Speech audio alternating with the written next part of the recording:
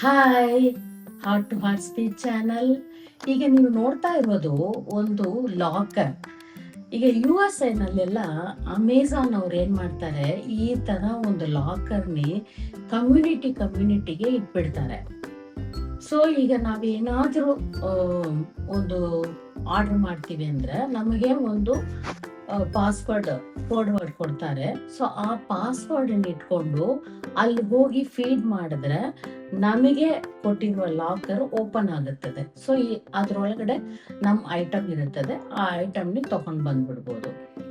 ಅದೇ ತರ ಯಾವ್ದಾದ್ರು ರಿಟರ್ನ್ ಮಾಡಬೇಕು ಅಂದ್ರೆ ನಾವು ರಿಟರ್ನ್ ಆರ್ಡರ್ ಮಾಡಿದಾಗ ನಮಗೆ ಒಂದು ಕೋಡ್ ಕೊಡ್ತಾರೆ. ಅದನ್ನ ತಗೊಂಡೋಗಿ ಅಲ್ಲಿ ಫೀಡ್ ಮಾಡಿದ್ರೆ ಆ ಪರ್ಟಿಕ್ಯುಲರ್ ಲಾಕ್ ಓಪನ್ ಆಗುತ್ತದೆ.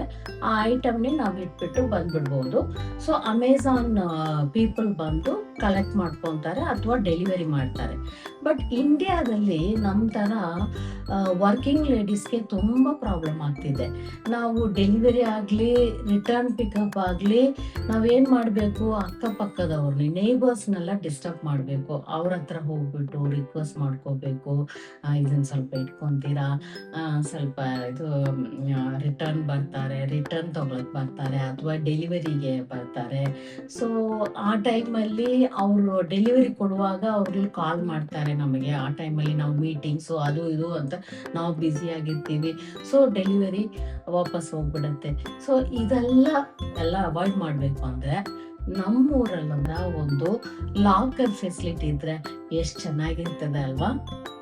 ಯೋಚನೆ ಮಾಡಿ, ಅಮೆಝಾನ್ ಅವರು ಯೋಚನೆ ಮಾಡಿ.